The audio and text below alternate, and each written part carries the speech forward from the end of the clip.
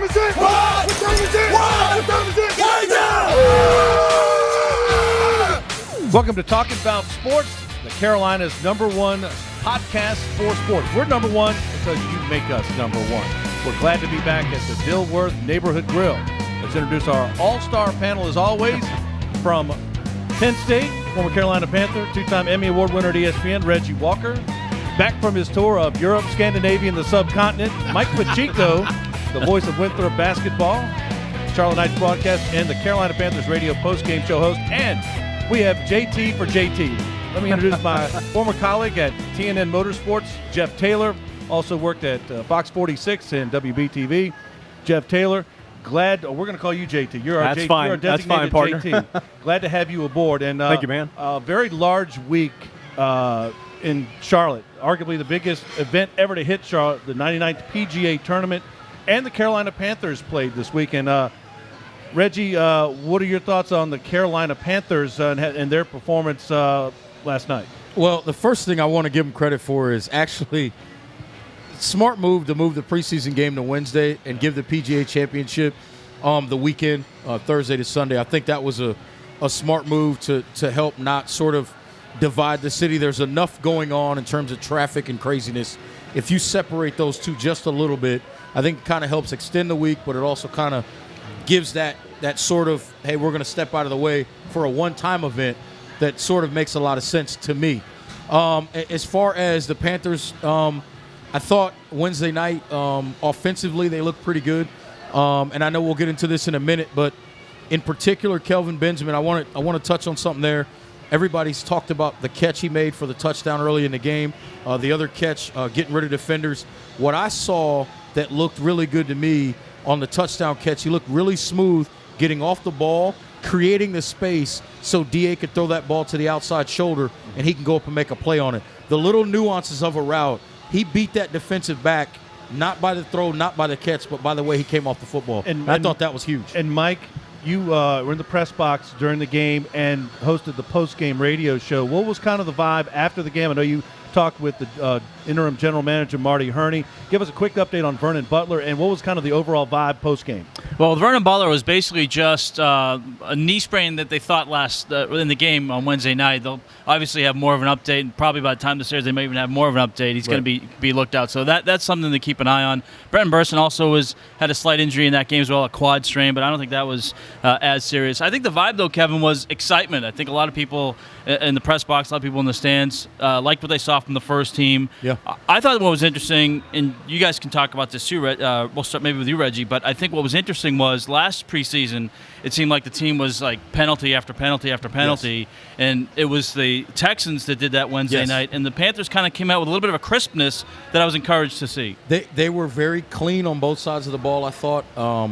They looked as if, obviously with a decent amount of veterans on this team, you could tell the install process wasn't a straight, hard install process. They understand what it is they're supposed to be doing, so they looked crisp. They looked what I always say is when a team looks instinctive early in the preseason, that means they're processing information and they're not thinking on the field, and that's huge. Right. And Jeff Taylor, you've covered many a Panther game. I've seen you in the back. We've been in the locker room before. What are your initial thoughts on the performance of the Carolina Panthers? As Mike pointed out, not maybe a Super Bowl hangover, but a team maybe hungry that wants to get back, as opposed to a team that's just like, hey, we've been there, we've done it, and now they're looking like they're ready to get back in there.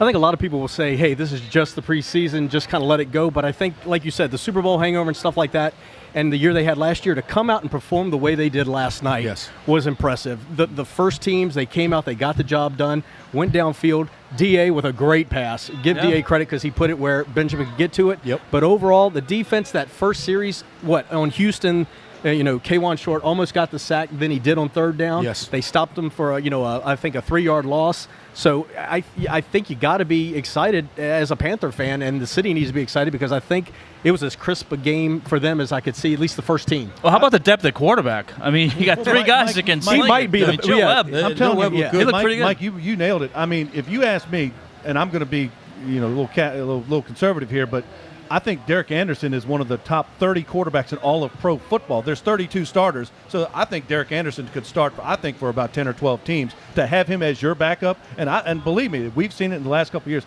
I think Derek Anderson's going to get some regular season playing time this year for whatever reason.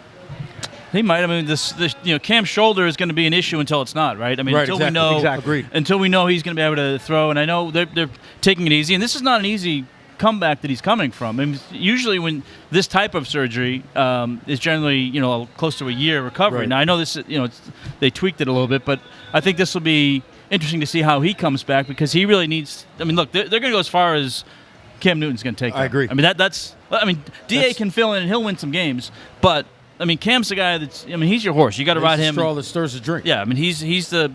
He's the nuclear reactor to the nuclear. The other thing I saw from this team, nuclear fuel to the reactor. He's the uranium. The other thing I saw the heavy water. I like that, the heavy water.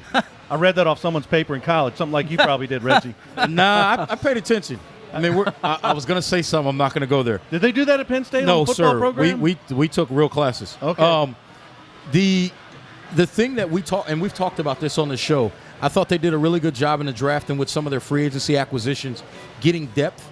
And I think you can see that in the performance on Wednesday night because a lot of guys you can see are trying to make plays because they know there's guys behind them and next to them that can get on the field. And we talked about this earlier. Yeah. Funchess, I mentioned Funchess, and I said he's a really good number 2. But if he doesn't be careful, he could be a 3 or a 4. Right. He needs to show because other guys want to be 2s and 3s. Right. And so Demir Bird's knocking on that number 2. knocking on that door, and you've got Duke's been making plays in preseason. So when you have that situation where a lot of guys are at one position are making plays, we saw additional defensive backs making plays aside from Worley and those guys last night as well. So when you start seeing that, you usually see guys play better because there's concern that if I don't play well, somebody will take my job. Absolutely. One other thing real quick, too, is what I saw last night that I thought was so impressive all the way around the horn was give the O-line some credit. The O-line, they were stout last night. And I mean, DA had time to throw. Webb had time to throw. The holes were there for McCaffrey to run through, Jonathan Stewart. And, I was kind of wanting to see what would happen there. And kudos to them because they played a ball game. They did. And we haven't really talked about McCaffrey. I mean, just the speed and the quickness that he possesses. I didn't think he could run up the middle, but that one play he had 8 or 9 yards, or it was the longest run of the night maybe for him. It was strong, and he got lost. Yeah, it's like he's so small, kind of short-wise, he got lost in that huddle there. Well, he does a great job. I will say this, and I've been one guy that's sort of categorized him in a certain way. But what he does do a great job of is run behind his pads with a little body lean. Yeah. He's listed at 5'11". He plays more like he's 5'8", 5'7" when he's carrying the ball, and that's what you need to do to be an effective runner in the NFL. If you can get behind the offensive line and pick your way and then squirt out the other side, you can be a really good player in this league for a long time. Yeah. Now, Joe Webb, to me, I think if Derek Anderson is the best number 2 in the league, and I think a top 30 at least quarterback in the league. I think Joe Webb's a top 50 guy. He's the best third-string guy in the league, and he could be a number 2 on about 10 or 12 teams. So I think Carolina's blessed. Offensively, they went right down the field, Reggie. I like what the offense showed. First-team defense looked very solid. There are some questions about the 2 deep on offense, but I like the fact that there is some depth on the offensive line. There's no shortage of weaponry, and I really think there's a good flow of the defense, and you're gonna, because they have this depth, guys, they're going to be able to rotate some more guys, not just the defensive front, but maybe in some key situations, they have some flexibility at linebacker and safety and corner now. Let me tell you something, and we know Luke and TD are leaders in that linebacker room, but I'm going to tell you something. Every linebacker that stepped on that field last night, they understood adjustments. Yeah. They were communicating to guys. That looked great to me on Wednesday night to watch. And I'm a nuanced guy, right? I look for those sort of little weird things that maybe the second some unit other got gashed a little bit. Second unit got gashed a little bit, and a lot of it was against number 1s. It was against number 1s, and a lot of it was gap integrity issues. They were a little bit over pursuing, and then sometimes under pursuing, which I think that's why they're number 2s, right? Sure,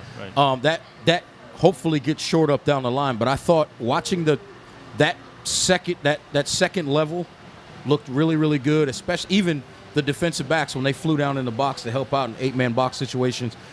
It looked pretty good to me. There was some flow issues at times, but for number 2s, they were solid. What do you think of the pass rush? I mean, because what Julius Peppers didn't even play Vernon Butler went out early, but I think the defense starts. You know this, Reggie. You played that kind of hybrid linebacker safety. You're only as good as the pass rush in front of you. I think it all starts with the pass rush. Well, and I think that's where the difference with the, quote, number twos is going to be, is because when you think about some of the number twos, you might have a situation where technically Pep is a number two, right? Because of the guys you have start games. Now you can play Pep in some different spots and do some different things with all those guys really up front. A two on paper, but who's playing in the fourth quarter when the game's on the line? Well, it's going to depend on who's fresh and who's been making plays. You go with the hot hand, because if you think about the defensive tackle rotation, whether it's Starr, whether it's KK, or whether it's Vernon Butler, assuming he's healthy, one of those guys is going to play as a, quote, two. Right. But that changes the look. And in the Super Bowl year in 2015, they did that a lot. They kept rotating guys in to keep them fresh on that offensive, on the defensive line. If you can't play 6 or 7 defensive linemen in the NFL the way teams throw the football, you're not going to win very often. Right. JT, what did you see in terms of not just the pass rush, but what about, we saw a lot of no team shows their whole playbook in the preseason. Most things are kind of vanilla, even on defense.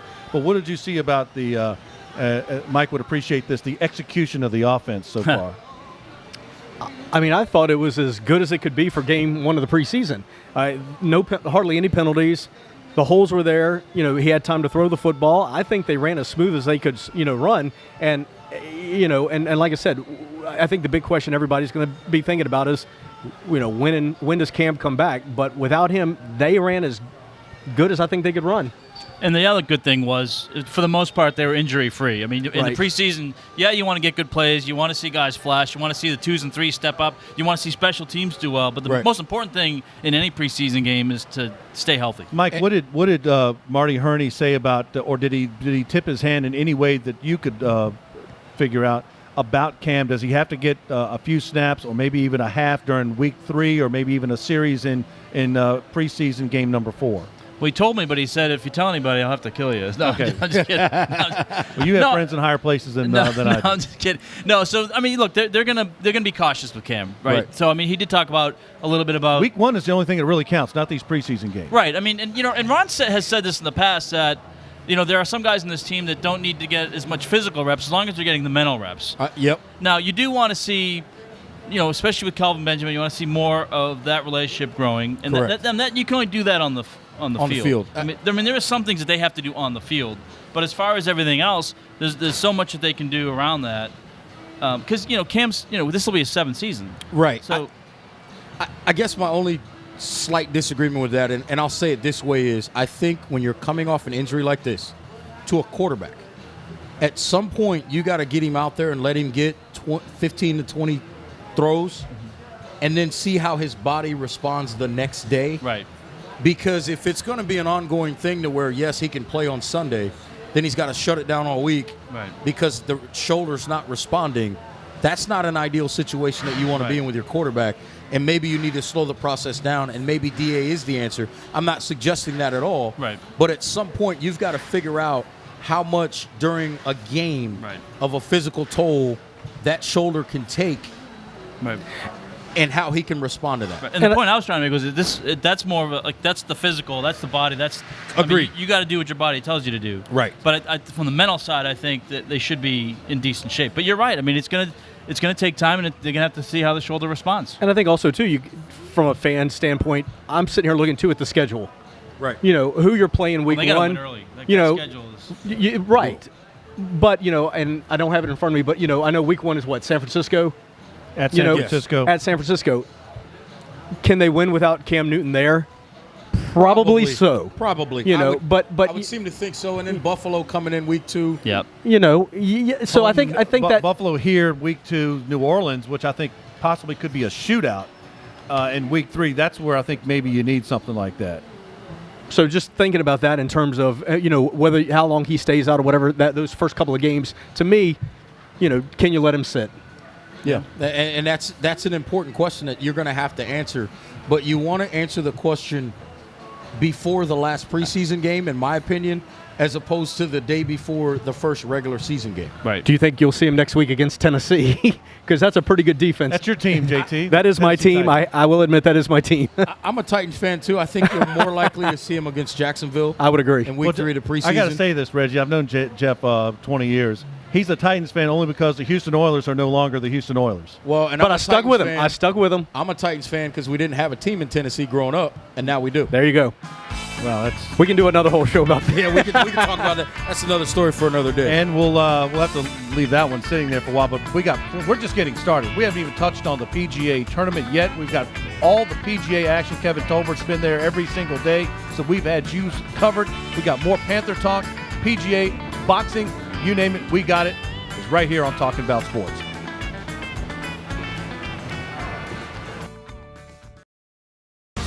Welcome back to Talking About Sports. Kevin Casey along with Jeff Taylor, Mike Pacheco, and Reggie Walker. And this Carolina Panther performance last night, we've got a lot of rookies to talk about. I like the stats here. Our own John Tobias on assignment covering the NFL. He's covering the Kansas City game this week. So some of the stats he kind of broke down for us.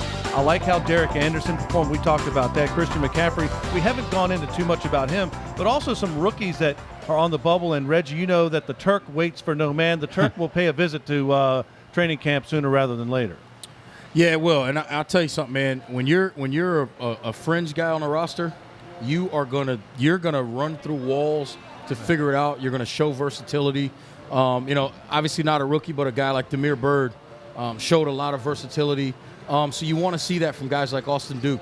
You want to see him show, hey, you know what? Hey, coach, let me go return some kicks. Let me go return some punts. You want to see them show some different things and different elements, because the more you can do, especially the cheaper you are, the more chance you got to stay on that roster or make the roster. And they changed the cut down this year. They're not doing that intermediate cut down to like 75 and then going down to the 53. It's going 90 to 53 that last week. So that's going to give some guys, those bubble guys, those special team guys, extra reps. And I think that might make that fourth preseason game a little bit more interesting, guys trying to fight for playing time. Yeah, no, I think it'll be huge, because you got a lot of guys that'll really get a full evaluation. I tell people the story.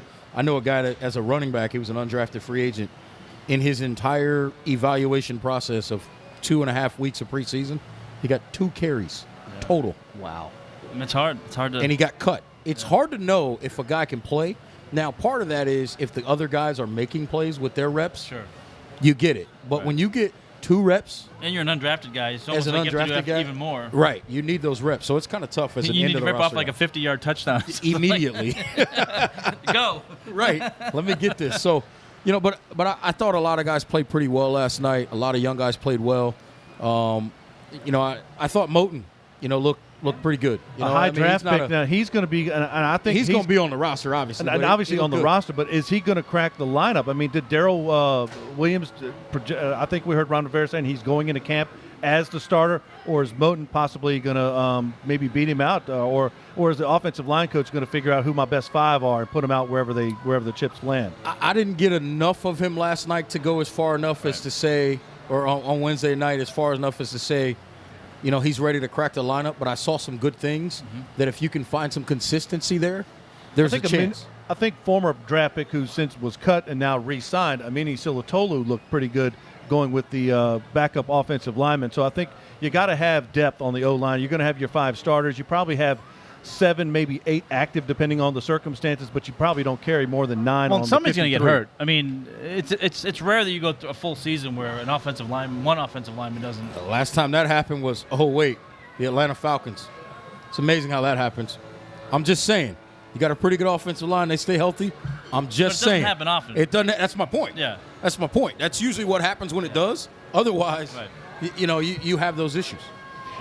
We had 5 Clemson Tigers, I think, on the Houston Texans roster. Everyone knows about Deshaun Watson, of course, DeAndre Hopkins. But I mean, Reggie, what did you think about Deshaun Watson? I think he, as Jeff Taylor pointed out to me during the break, he got loose and broke containment and kind of showcased some of the skills that made him a first-round draft pick. I like the fact that Deshaun Watson did what he did, and I think he's going to end up starting right off from day one. What do you think of Deshaun Watson and his interaction with the offense and his overall performance. I liked what he did.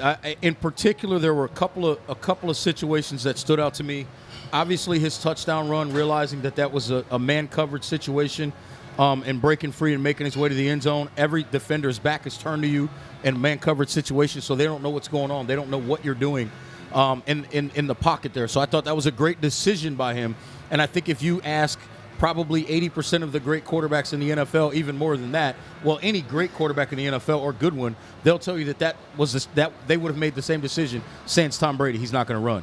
But anybody else would have made the same decision. So I give him credit for that. And then there was another play earlier in the game, earlier in that drive, actually, he hit a crossing route to the back. And what happened, he saw the blitz coming. He actually checked out of the play and made a great dart throw. He kind of sidearmed it. He changed his arm angle, which I thought showed maturity as well, and put that thing in there for a first down. So I thought the performance of Deshaun Watson was really, really strong for a guy that we haven't seen a lot of. I thought it was smart of Bill O'Brien to leave him in there for a little while. By the way, Tom Savage did not look bad. He acquitted himself very well in his time. He did some good things as well. So I'm not ready to concede that you need to turn the keys over to Deshaun Watson completely. It looks like Tom Savage is going to try to fight. I don't think it's going to work. No, but he's going to fight. And against the number one, the Panther defensive front, you saw a lot of breakdowns and protection on the offensive line. So he was kind of scrambling and running for his life there in those first two series. Now against the twos, it was a little bit different, but it was encouraging to see Deshaun Watson make all those plays. I know there were a lot of Clemson fans in the stands too, which was probably nice for him at homecoming.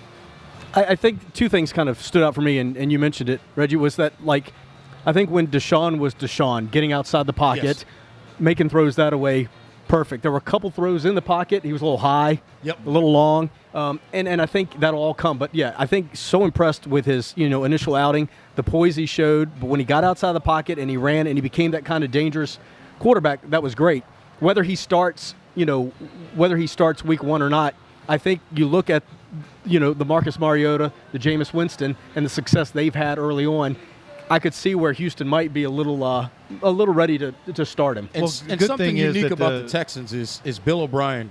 What a great coach. Spends a lot of time with his quarterbacks. Mike, you know him from his New England days. I like Bill O'Brien. He's always run a tight ship. And Reggie, is he a Penn State guy, right? Oh yeah. So, but I think he kind of calmed some of the very rough waters they had during that era. So I think he's a calming influence, and I think he took a lot of the organizational structure from New England and brought it to Penn State, and now I think he's definitely doing that with Houston. Yeah, and I think the other thing, and I'm going to get back to Deshaun Watson real quick in two ways here, but the first, there was another throw he made down the right sideline where he broke out of the pocket, and I would say 2 years ago as a college kid, he tucks that ball. Yeah. Whereas on Wednesday night in Bank of America Stadium as a professional football player, he got his guy open, made a big-time throw down the sideline. It was right on the money. 5 yards. It was right on the money. It was right on the money. I thought that was great. Now, another point I wanted to make, because it's sort of getting a little juice in Charlotte. There were obviously a lot of Clemson fans at the game on Wednesday night, and there was a lot of, quote, cheering for the enemy in Deshaun Watson. Listen, I'm going to say it like this. This is where our culture is going, because people are no longer fans of teams per se. They are player-focused. That's that fantasy football generation. It's preseason, not that big a deal. If it's the regular season, that's going to be a little more, to me, an issue. But I think that's where we're going to see things go, because people are more enamored with particular players in fantasy sports and that kind of thing, as opposed to just being Panther fans. Now, also preseason, the other piece of that, a lot of people that don't generally have season tickets and get to go to games, that's when they go in the preseason. Yeah, I don't think that's more of an issue in a regular season game situation. And I think, the other aspect, and Ron Rivera has talked about this, Cam Newton has talked about this, trying to build up that home field advantage here at BB&T that's the Knights. Bank of America. Here at Bank of America Stadium. I do that all the time. Yeah, one of the banks. One of the banks. Well, I mean, that's where you work. I mean, sometimes. I work both of them. Yeah, so, exactly. But, what they're trying to do is really make it so it's really hard to get those opposing fan bases in. We've seen, back in 2001, when, people remember the last game of the year was the first game of the year, but because of 9/11, they switched that to the end of the year. Right. And that was the 1-15 year for the Panthers. So New England came in, and they brought like 30,000 people with them. Right. And and those are things. Those it was a home game for New England. Mike, you and I were looking at it. Yeah, we were there. Right. It was raining. There was nobody from Charlotte there. It was all Patriots fans. Right. And I remember saying, what happened? I mean, the team was bad to begin with, and then. But that's changing, and winning culture changes. Winning culture, and now that the team has been here 20 plus years, you've had a chance to have a fan base fully grow up as Panther fans, right.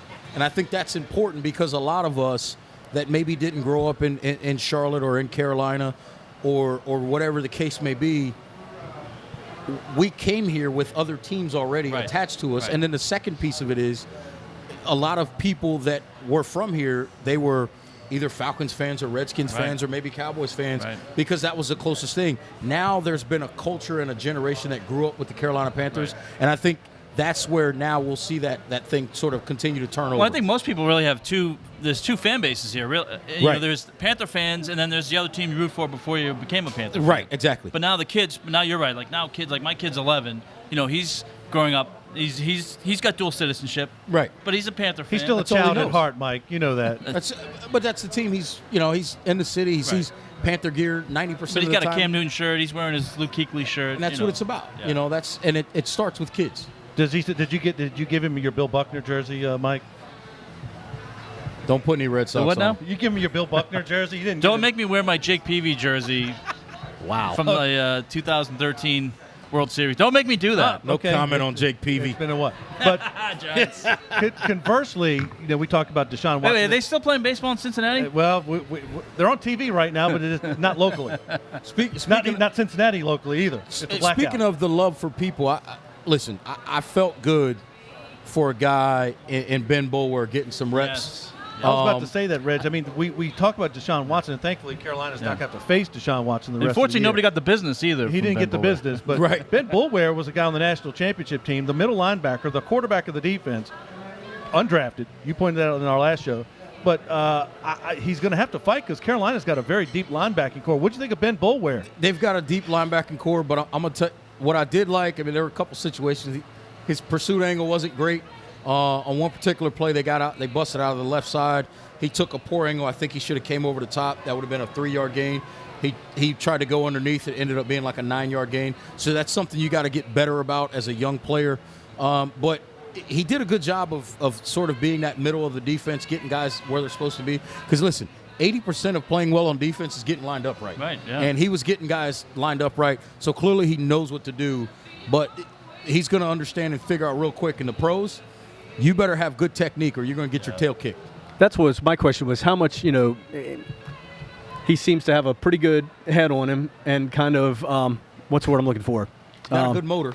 And he's a sponge for Luke Kuechly. But, not only him, JP, but we're going to have to think about Austin Duke. Are these guys going to make the roster? We'll come back with who may make the roster or not, plus the PGA and boxing. Coming back with more right here on Talking About Sports. Got a little long-winded, guys. My fault. Welcome back to Talking About Sports. Kevin Casey along with Jeff Taylor, Mike Pacheco, and Reggie Walker. And wrapping up our Carolina Panther discussion, I really liked what we saw briefly in this first exhibition game. They have others on the schedule. So, what type of improvement are we hoping to see before week one, Jeff Taylor? I think they played pretty much a really perfect preseason game one. The one thing that's going to be interesting, too, is, and I'll hit on it quickly being a former place kicker, is Graham Gano and Randolph-Macon? Yeah, Randolph-Macon College, go Yellow Jackets. And that's one of the big position battles. No, and not at Randolph-Macon apparently. Graham Gano, he was okay last year. But he had his ups and downs. And then you get that kid Buckner last night. I think is how you say it. Buckner, 51-yarder. No problem. And nothing against Graham Gano because he's had some big kicks for this franchise. But when he hit that upright. In the very first field goal in the first preseason game, I think everybody was like, oh, here we go. Right? Yep. Right. And then later in the game, Butker hits the 51-yarder. 51-yarder.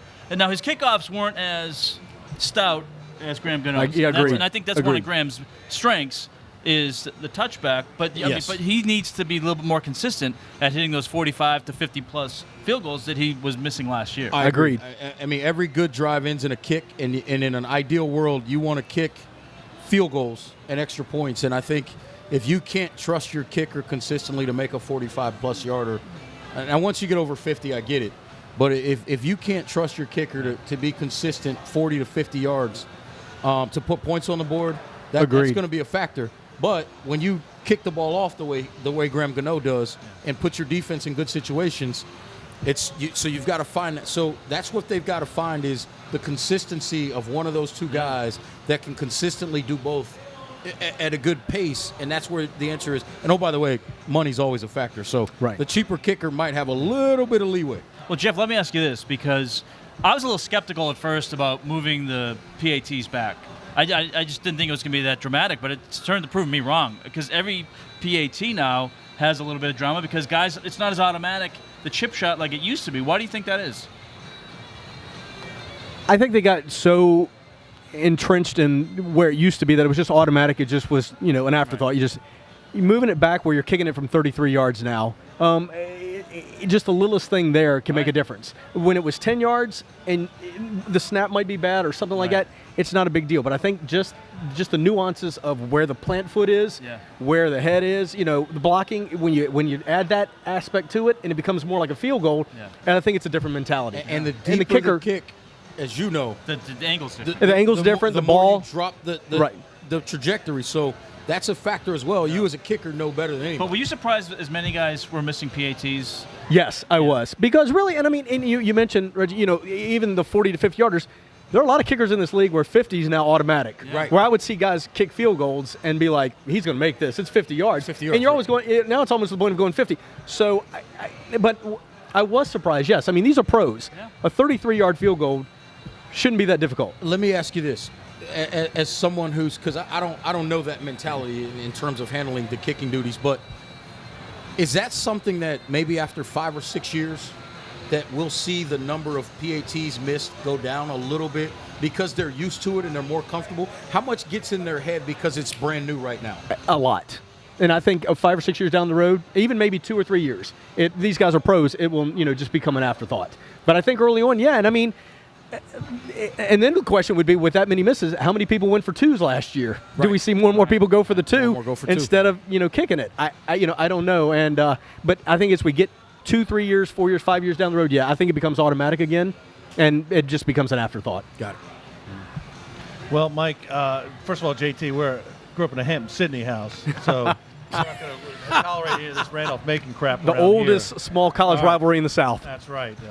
So, do you want to pick up my phone? Yeah. So Kevin Tolbert, our executive producer, executive producer's calling. I mean, what is he doing? I don't know. Why is he calling us right now?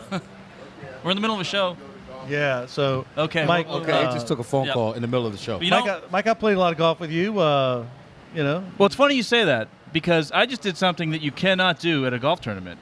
Use your phone. I picked up the phone. You can't play with me. That's for sure. So I could text, and I can, now you can like Facebook, you can Twitter, you can take pictures, sort of. Right. You can't take phone calls. But what was interesting is analytics really has kind of invaded every sport out there right now. Baseball, you have spin rate. Football, there's all sorts of different analytics. Basketball, well, the same is true in golf. What? And Randy Joyner, who's a swing coach, and he's with Bryson DeChambeau, he's trying to incorporate some of the analytics into golf, and I know you and Kevin had a chance to mirror him and go watch him and see what that's all about. Now, I need a swing coach. Hopefully, he can help me out, but I don't know if there's enough analytics in the world. I think we all could. To help my golf game. But let's take a look at this feature because it's pretty cool. Hey guys, Randy Joyner here at Quail Hollow for the PGA Championship, getting started here on Monday afternoon. Working on a couple things. I'm actually spending some time with Bryson DeChambeau today, working on some different things with his swing. His swing coach, Mike Shy, and I have been friends for over 20 years, so they wanted my opinion on some stuff. So we're about to go out and play 9 holes in a practice round right now. Golf course is in great shape, I heard this morning as I was in and out of the locker room. A lot of guys played this morning. It's in awesome shape. Greens are rolling really smooth right now. These guys will have a lot of fun out there. It's been a lot of changes. Hole number 1 is totally different now. It's a much longer hole. So a lot of the guys that haven't either played the Wells Fargo Championship in several years, even the guys that have played every year, are going to see something totally different this year.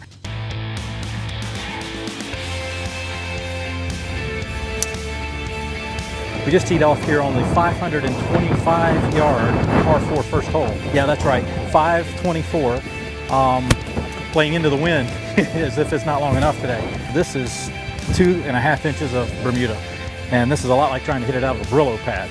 So it's going to be a tough test, but it's going to be a fair test, I think. I really like some of the changes. I wasn't quite in love with the changes at first, but I'm starting to fall more in love with them.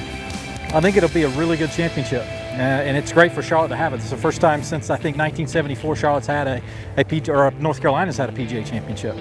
So this is a interesting hole. This hole goes all the way down to where, if you've been out to Quail Hollow, where number 2 fairway used to be, the short par 3. That par 3 is now gone, and this is a long hole, just keeps going down the hill. Low 4. That's a low 4 iron for you.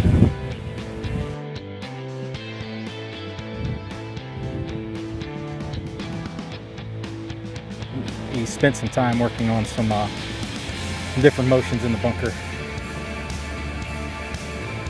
And it's gotten a lot better in the last several weeks. Bryson's one that likes to use one club, I think. He doesn't like to use much of a different, likes to take basically one club and just change the loft on that club, move the ball back in a stance or what have you. For those of you at home, you're much better served to take a lot less loft and make more of a putting stroke than to try to loft it. All right, as you can see, I have plenty of work to do because I can't do what those guys do, and that's why they're on tour. Now, what I can do, sort of what Jordan Spieth did at the Open, I can shank one like 125 yards to the right. What I can't do is recover. Now, what's interesting about the PGA Championship, and this is the first major here in Charlotte, and it's created a lot of buzz, obviously, but there's been a lot of changes on the golf course. Yes. Now, one change, sort of, it's kind of evolved, is the cell phone policy. Now, you're still not allowed to take phone calls. You just did. And I just did, but we're not at the golf course. But no, I'm like at the 19th hole. But what is interesting is if you're outside of 100 yards, you can still take pictures. You are allowed to text, and of course you can Twitter and you can Facebook and all that. You just can't use your phone. Right. But it is going to be interesting to see a lot of the changes. The front 9 is completely different. I know, Kevin, you've been out to Quail Hollow a lot, and I know you haven't been out there yet. Mike, but they used to remember the old days when they used to let us have they used to do the media, tour. right. But I guess but they in my used to do it last during round, they baseball kinda season. Did you beat it up too bad? Well, I must have. Yeah, that's why they completely redid the You don't the know front a 9 shank until you see my shank. Majors are a little different, though. Majors are a little different. They got a lot of stuff going on in practice. 50,000 people a day there. It's insane. I mean, that's not total tickets distributed, by the way. Listen, Mike. I played in a golf tournament. tournament. I played a golf tournament with Kevin, and his divots are so deep. I thought magma was going to start coming out of the center of the earth. I went over there on Wednesday, the But day what a great before the friend first Mike round, is. and I'll tell you something. There were a lot of people out there, a lot of kids, very fired up. Obviously, practice round day, so guys were kind of just getting the lay of the land of the course. The course was a little bit soggy in some spots because of some early week rain. But it's going to be interesting because it's kind of goes back to what I talked about earlier. A lot of us, depending on our age, we kind of remember Tiger Woods for a while. Yes, yeah. But the Rory McIlroys and the Jordan Spieths, these and the Ricky Fowlers, they're appealing to kids that are now sort of teenagers and preteens and things like that. So there are a lot of kids out there that really recognize who these guys are. And for kids in Charlotte because the Wells Fargo, it's always been known as a big tournament, but for them to get a major championship to Charlotte, for some of the local kids to really see some guys that maybe don't always play the Wells Fargo, it's a pretty cool experience. Now, Kevin, don't feel bad because my divots are so deep. I almost fall into China. So I'm right there with you. I think the one cool thing too for Charlotte is Quail Hollow. Only Riviera, which is a normal course on the tour, only Riviera and Quail Hollow, they're the only 2 courses that have ever hosted a major outside of the tour. I mean, with that are regular tour stop. And that's a big deal. And and I think what'll be interesting is that's what the city wants. I think that's where they want it to go. They want Quail Hollow to become more of like a Ryder Cup. Is and it a US conceivable, not just for a Ryder Cup, and that's a good point too, but maybe in 10, 20 years, maybe a U.S. Open comes here? Absolutely. Quail Hollow. I think the way that they can grow the rough and the Bermuda grass here and just the layout of it being long, what'll be interesting this week is the weather is going to, will play a factor, I'm sure. But the cool part about it was the greens. I don't know if you know this about Quail Hollow, but they have the vacuums underneath. Right. So while the course could play very long in terms of a soft, ground, moist ground or something like that, the greens are going to be incredibly fast. So it'd be cool to see how the players kind of work through, having to deal with the moisture and maybe having to hit it long, but then get to a fast green. That'd be kind of interesting. Well, it's funny. All the courses I play at have vacuums too. They pull my Away ball from into the- woods. They vacuum me. They vacuum me out of it. But you're talking about Jeff Taylor, man. He's a member of St. Andrews in Carnoustie. You played the British Open. From every time I turn around, you're always over in Scotland or England or Ireland playing golf. I don't know how you afford that. Thank God for my wife. Yeah. That was my 40th birthday. So to go over to Scotland and play was pretty cool. I tell you what struck me too. Obviously, this being the 99th PGA Championship, but it was kind of interesting to me to see, a couple of guys that when I just didn't realize Phil Mickelson has been on tour long enough to be playing in his 100th major. Yeah. Him and Ernie Els. Ernie Els, yeah. Ernie Els as well, right? Like, it's one of those things you go, wow, he's really been playing that long, and that's not to suggest that he's old or anything. It just tells you, he's been doing this a while, Yeah. and he gets it. He does get it. He's one of those guys too that he draws a crowd here in Charlotte. Rory McIlroy, he talked this week about almost buying a home here. It didn't quite work out. He feels very comfortable here. Jordan Spieth, I mean, kind of the younger guys, Jeff, I think is what's interesting is, with the absence of Tiger, it creates a vacuum, and those are the players. Ricky Fowler I'd put there as well. I'll Jason take Rory's Day. guest house, by the way. Well, for the kids, it is great. I mean, how many kids do you see walking around with a Puma gear? Yeah. Wanting to be Ricky Fowler, the orange hats and everything. It's fantastic. And, obviously when you think about the favorites for this, I mean, Rory's got to be at the top. Absolutely. He's won here twice. He has the lowest average scoring in minimum of 12 rounds played here. He's like 69.5. Yeah. But yeah, I think for the young guys, that's fantastic. And one thing about Phil, other than, Rory McIlroy, Phil Mickelson is second in terms of average scoring, just over 70 in the rounds he's played here. So while Phil has not fared real well in the majors this year, don't be surprised to see an old lefty pop up there and win this thing. Yeah, it wouldn't surprise me. Jason Day's been playing some really good golf as well. Obviously, people love Spieth, and of course, Rory coming in as a favorite. And I think the cool thing is we got a chance on Sunday to see some duos on that back nine coming down the stretch. We got a chance to see maybe 2 or 3 really good duos I think if you going saw at each other. McIlroy and Spieth together playing on Sunday and the final pairing, that'd be pretty stout. That'd be pretty stout. Well, this is a different course than what they played at the Wells Fargo Championship a year ago. And it's a little bit over, almost not quite a year and a half, but a year and 3 months ago. And don't take our word about the changes. Let's hear from the players what they think about what's happened to Quail Hollow. It just plays completely different, especially now with the Bermuda rough. There's no worse grass to try to hit out of the rough than this stuff, especially when it's wet. I mean, it is tough stuff. 1, 4, and 5 are all new holes. One could be the toughest opening hole in golf. It's actually made the golf course a little bit tougher, but it's done it in a very subtle way rather than overdoing it, over-contouring the greens. I think the tee shot looks good. I think it's framed up nice. You've got trees on both sides. You've got those 2 bunkers out there that you can kind of use as a nice starting line. You put in rough now that is extremely challenging, rough around the greens, and you've got a major championship that a score very close to par is going to end up winning. So a different layout at Quail Hollow for the PGA Championship. But what's interesting, Jeff, is the crown jewel, if you will, of the course was pretty much untouched. Yeah, they decided to leave that alone, which was a good idea. The 16th, 17th, and 18th, known as the Green Mile. A lot of players will tell you it is the toughest closing 3 holes on tour. So not to touch those, leave them alone and see what could happen on Sunday. I mean, the drive on 18, the creek runs down the left side. 18, all 3 of those holes could play a big part and see what happens. Now, what will be interesting is to see some of the local flavor. We have people like, Webb Simpson. We have Jason Webb's a member. Kokrak. He's a Yeah, member. Webb, right, exactly. Remember, yeah. How they'll fare. I don't know. How do you think they might fare? Well, I would say Webb Simpson probably has a little bit of an advantage just because he's been around the changes more than I know. Jimmy Walker had a chance to play it like 3 months ago, Right. But he's more comfortable here, and as you know, I mean, when you're more comfortable on a golf course, And you're home. in your home, Yeah, I don't know this if he'll is- win it, but I expect to see Webb Simpson perform pretty well.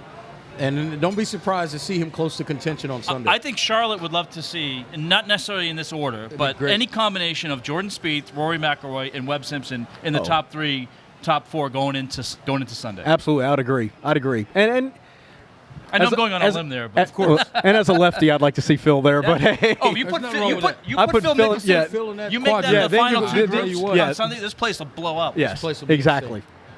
I remember a couple years ago when Tiger Woods was actually playing, John Daly was actually playing on the tour. I remember covering one of the Wells Fargos, and the biggest galleries were John Daly, Tiger Woods, and Phil Mickelson. So, Mike, I think you nailed it there. If Phil Mickelson's in the chase and the hunt with any of the guys you just mentioned on Sunday, we're going to be in for. I think you need some John Daly pants. I could see that. I've got a pair, Mike. I've got a pair of shorts. I got the shorts on right now. Yeah. There you go. You said I got. The come with a bowl of soup. Get a hat or a bowl of soup or a hat with it. And I do have both, by the way.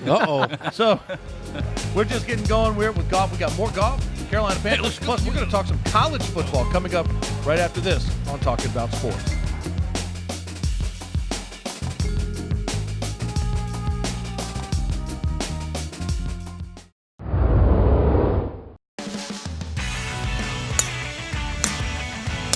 Welcome to Quail Hollow Country Club. We're on the eve of the 99th PGA Championship here in Charlotte. Fans of all ages are extremely excited to watch these golfers prepare for a major championship. We're having a blast. It's the first pretty day since the weekend. The vibe is great out here. I mainly have secondary happiness for my dad, who's a huge golf fan. Seeing BJ Singh and Ricky Fowler, it's been great. It's been gorgeous out here. Crowds are a little bigger than I expected, but everybody's pretty chill about everything. It's a great day. It's a great thing for Charlotte in general to have this and to have 50,000 people a day coming out here. The weather's perfect, not too hot, no more rain, so let's hope it stays this way for the weekend. It's an unbelievable experience. It's such a treat to have a major right here in our backyard. The course is in great shape.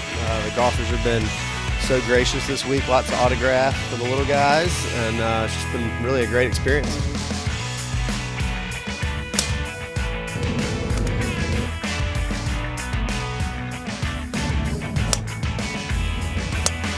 It's been fun to see little boys chasing around their, what they would consider their heroes, watching them get hats and balls. I saw Jordan Spieth, and I was really excited about that, and Ricky, and I saw Adam Scott. We certainly love Spieth. Got some time with Mickelson and Steve Stricker yesterday.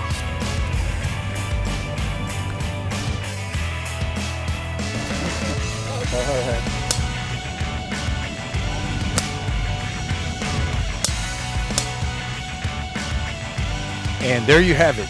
Day 3 out here at the 99th PGA Championship. We'll be here all week with more updates on Another Damn Sports Network. I can feel it. Don't make me go there. Welcome back to Talking About Sports. Kevin Casey along with Jeff Taylor, Mike Pacheco, Reggie Walker. College football now. We talked a little bit about Clemson in terms of their guys in the pros. What about the Clemson Tigers defending national champions? Is it a rebuilding year or a reloading year, Jeff Taylor? I think quarterback spot will be interesting. And I don't know.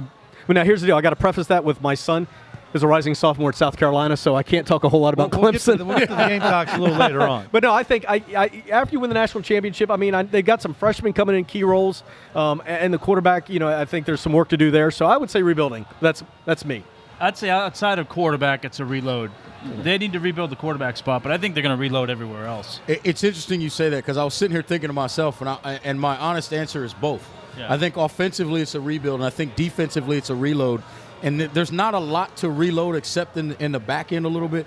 Listen, I still think this defensive front, and they got a new position coach this year who walks into it. Todd Bates walks into a great situation coaching that defensive line because he's got two guys that are bona fide freaks up there.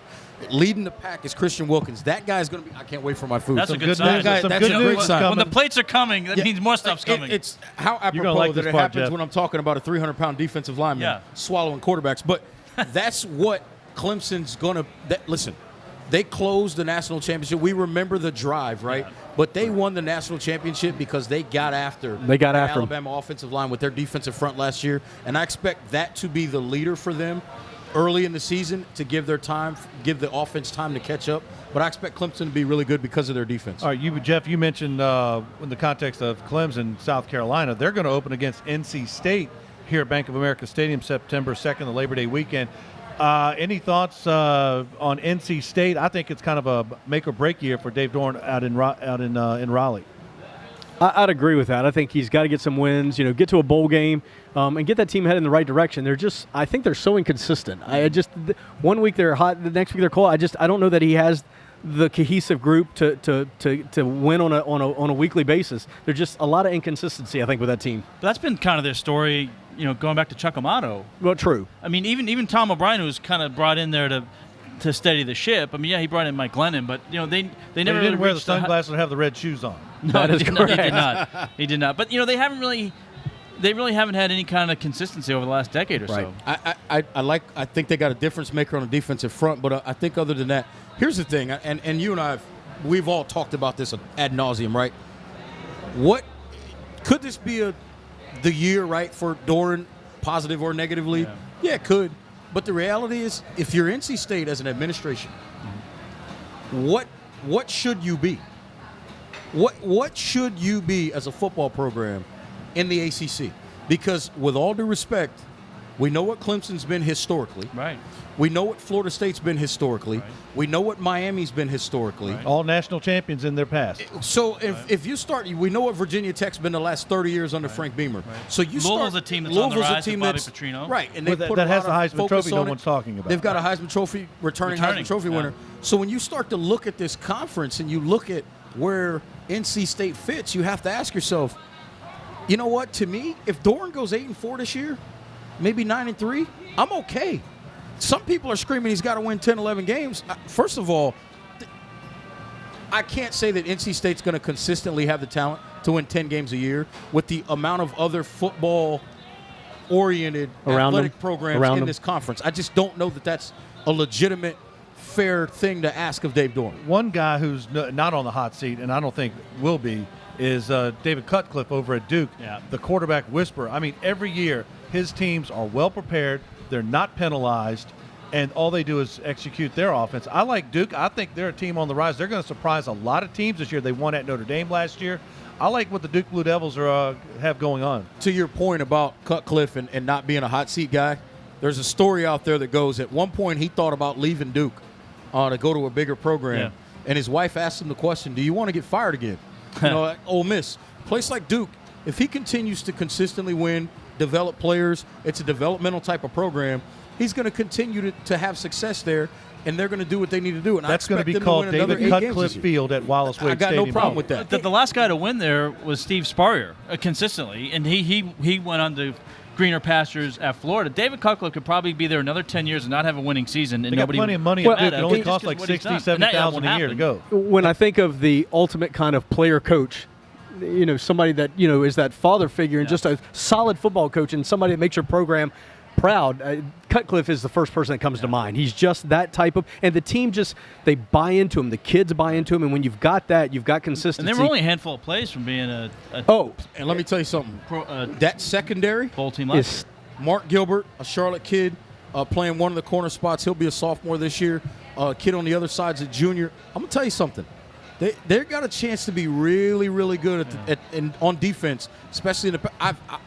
I'll continue to say this. I expect Duke's defense to be in the top 30 or 40 this year in terms of pass defense in the country. And, Reggie, you make a good point. David Cutcliffe is recruiting the Charlotte area very heavy. We got a lot of Charlotte guys from Monroe, Mount Pleasant High School. Go Tigers, Tiger Pride. But we definitely think that Duke's got it going on. But how about the State University of North Carolina? Larry Fedora, the team that had the second player picked in the draft, Mitch Trubisky. I think Larry Fedora runs a very solid program in terms of offensively. It's a great system. North Carolina gets guys drafted, and they win games. So I really think North Carolina is a team that's going to continue their move upward, JT.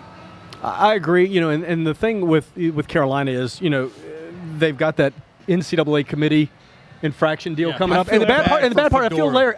Fedora wasn't even there when all this stuff went down. And but for he knew him, that coming into it. Oh, he knew it. He did. But you know what? He's had him concentrate on football. Yeah. He's kept he's kept the blinders on and said, "Let's go out and play football. Let everything else take care of itself. We can't really control that to a point, so let's just go out and play football and win football games." And he is that team is stout. The bad thing about Larry Fedora is he doesn't wear a fedora. Well, no, he's like an Uber driver, right? On graduation, he's like picking up graduates and bringing their families. When the young lady got only broken down. one of the two teams says Carolina on their shirt, and it's the team that has the bird on the helmet, not the NC. So take that for what it's worth. We're coming back with more Talking About Sports right here on ADSN. We are talking about sports, and you can't talk about sports and not talk about the Charlotte Knights. A lot of great things coming up on this next homestand. Jack Morris will be here, the 5-time All-Star, the 4-time World Series winner. Mustache Bash, so that'll be coming up on the 16th. And the 18th through the 20th, the Knights will be the Charlotte Los Caballeros. And we get food right now. I like, I like the Pitmasters. Everybody has stopped looking at me and they're looking listening to you at the food. Anyway, as you were saying. No, but two quick stories. We did see Yohan Moncada get called up a couple weeks ago for the Knights' #1 prospect. Hovering around the Mendoza line right now. Yes, he is. He's not hitting the ball well, but he'll figure it out. And how about Nicky Delmonico for the Knights, the third baseman? He's gone up to the big leagues, hitting .400 right now through 8 games. And you know what? Punching your way to the big leagues is what Nicky Delmonico did. He's staking his claim, Mike. He is staking his claim. Thank you for letting me say that. Lehigh Valley Iron Pigs, I love that because they have bacon on their pants and their That's hats. fantastic. Yeah, they do. It is. Isn't it awesome? That's a cool nickname, too, Iron Pigs. It's a little different. I like that. I like Lehigh the Charlotte Valley Iron Pitmasters Pigs. and the Caballeros. He's still trying to hit me up for some free gear. He Wow. is. When are the Caballeros? He's relentless. Caballeros is coming up, right? That's right. That 18th through the 20th. Yeah, the Caballeros. That'll be a lot of fun. And it's a really a move by the Knights and minor league baseball. They one of 4 minor league baseball teams to kind of embrace the Latin American community and try and do some outreach with that. Can you get me in with Tommy V? You know, You are in with Tommy V. I am. Who's not in with Tommy V? Well, Steven, our cameraman's in with Tommy. Tommy V's a Penn Stater like me, so he's a good guy. That's where. Oh, okay. Okay. All right. Well, not only we got minor league baseball right here on tap, we've got as the guys are abandoning me for the wings and the I got food to eat, man. quesadillas, steak, nachos, but Christy Martin making waves in the Charlotte boxing scene, looking to grow sports here in a big way. In case you missed it, log on to our full coverage of Levante Early, the world-class gentleman, taking on Gary Lynch at anotherdamnsportsnetwork.com pro boxing.